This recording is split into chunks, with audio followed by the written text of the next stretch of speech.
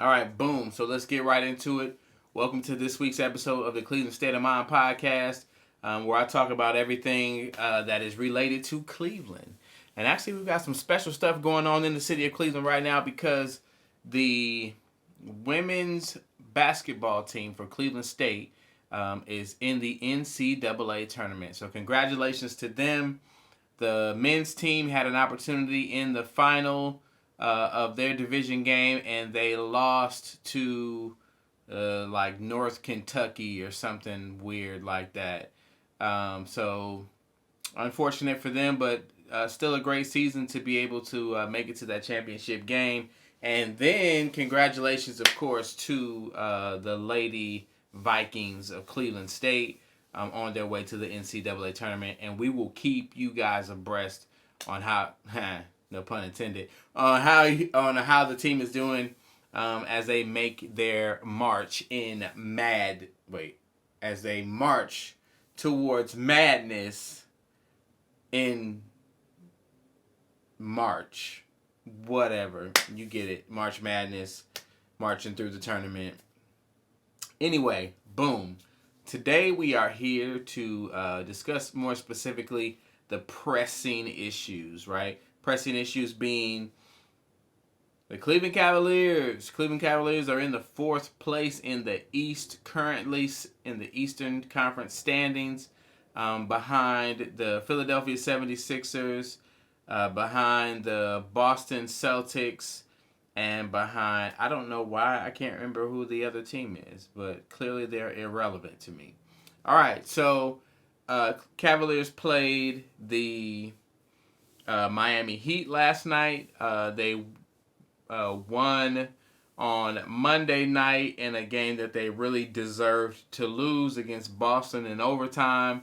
They really didn't win the game. Really, what's his name? Something Williams. He lost the game because he missed 2 free throws at the end of regulation. Was really not a good look. Always glad to get the win, obviously, of course. But when you get the win in a fashion where you really didn't play to win until you got to the overtime, and really you only got to the overtime because of the missed free throws. All right, so boom, woobity womp, jump back over to last night's game where they played the Miami Heat. The return of Kevin Love in competition against the Cavaliers. Very interesting to see him in a different uniform. He actually looked pretty good in the Miami Heat uniform, so congrats to Kevin Love. That's where you want to be, then, more power to you. All right, so he had 8 points, 8 rebounds in about 20 minutes of play. He had, some traditional Kevin Love, great passes and that kind of thing. I don't think it's a huge loss that he's gone. I wish that he had been able to stay and be a part of this new team's run towards the playoffs. I think that would have been really cool to see. But best wishes to Kevin. Hope everything works out for him in Miami, except for whenever Miami plays Cleveland. Then I hope that they get molly-whopped, straight trounced. All right, so boom, let's talk about the game. Another game where really it seemed as if Cleveland was the better team. A game where I felt like they should have blown these guys out. It was a close game most of the game, with Cleveland sort of pulling away to like a 10-point margin that they kept for maybe over 5 minutes or so in the beginning of the 4th quarter, which then still ended up being a game that was as close as, I believe, 2 points in the last 3 minutes of the game. And so what I wanted to talk about was how Darius Garland and Donovan Mitchell have to get better about how they are running the offense, executing in key moments, how they are staying within the offensive scheme, if you can even say that the team has one, when it gets late in games. I watched Donovan Mitchell throw 2 passes to guys that were clearly wearing the wrong uniform in the 4th quarter with less than 4 minutes to play. Donovan Mitchell's one of those guys where he's exciting when he's exciting, and then he's nerve-wracking when he's not exciting because he's doing some weird stuff, trying to squeeze passes into tight spaces, losing the ball out of bounds, things that you just don't. They're in pivotal and key moments where you just can't have those things happen, and you don't expect them to happen from one of your marquee players. I think the same is true in many cases for Darius Garland late in games. He gets sort of uncertain as to whether or not he wants to take this floater, whether or not he wants to try to drop it to one of the bigs. He had 2 turnovers in that fourth quarter as well, where he was attempting to throw lobs both to Jared Allen and Evan Mobley, and those lobs were unsuccessful and ended up going the other way. Really 2 scenarios where if the Cavaliers had been able to get points on those possessions, it would have put the Heat in a more uncomfortable situation and the Cavs in a very comfortable one towards getting the win. But all things being said, it was a win. The Cavaliers play again tonight. They played the Miami Heat in Cleveland this time. So this should be interesting to see how they bounce back. What did they learn from that first game? And this is really a look into how teams will strategize against each other when they have to play each other in turnaround games. Obviously, much like the playoffs are set up. All right, boom. So that's my Cavaliers piece. Schwamp, get that to the side. Now let's get busy. Let's talk about the Cleveland Browns currently. All right, obviously we are in the off season. There's been a lot of talk about whether or not Deshaun Watson will be able to use his relationships with other players from around the league to assist with free agency pickups for the team. Whether or not he will have his hand in whether or not the team restructures his contract in order to free up money to get maybe a premier wide receiver like DeAndre Hopkins or Brandon Cooks or there's sort of a small list of possibles or I wish we could get these guys in here. So we'll see how that goes. Cleveland will play in the Hall of Fame game, which will be pretty cool, especially with Joe Thomas being inducted into the Hall of Fame. During that ceremony, he'll be honored there. That should be interesting. We will kick off the Cleveland Browns will kick off the NFL season in that game. What else is going on?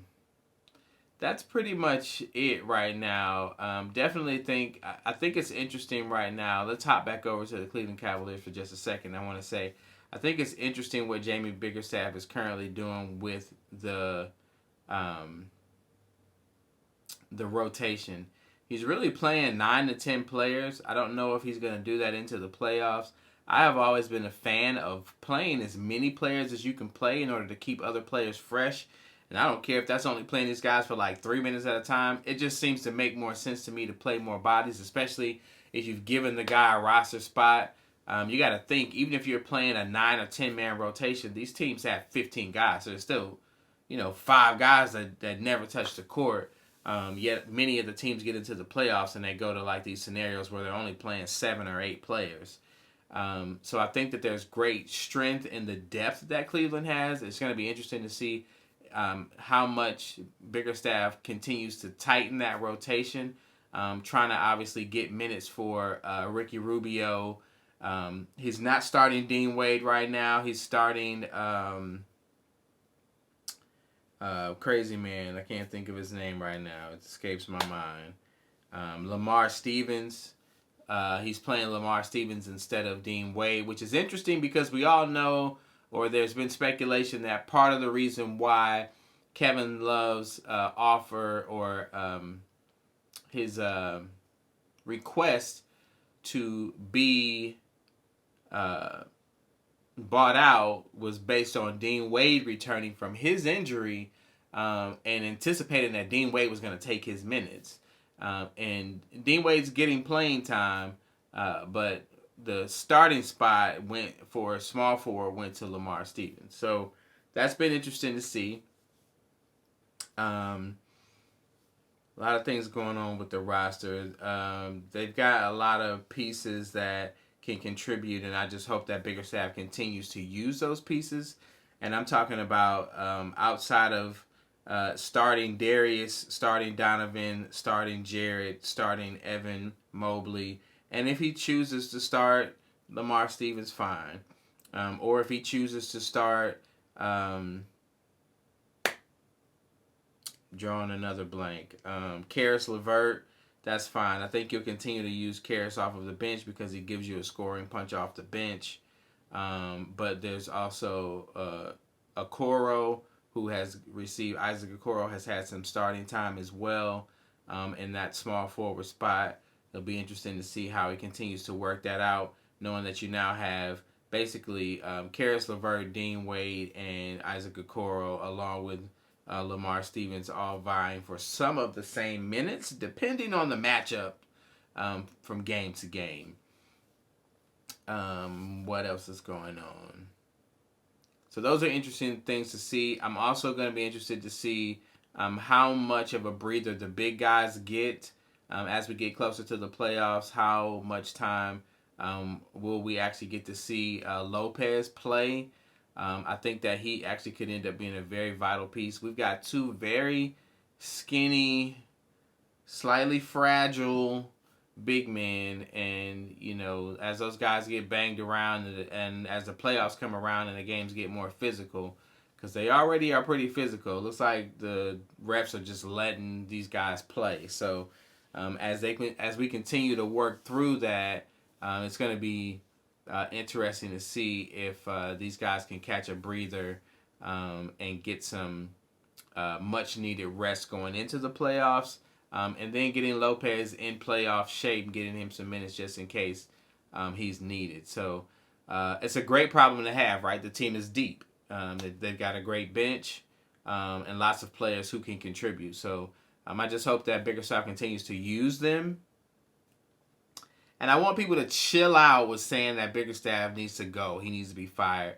What is it with this thing where in Cleveland we want everybody to be fired? Like, we say all the time that we're tired of switching from coach to coach, but we always want to fire whoever the coach is, and they've only been there for like 2, 3, 4 years.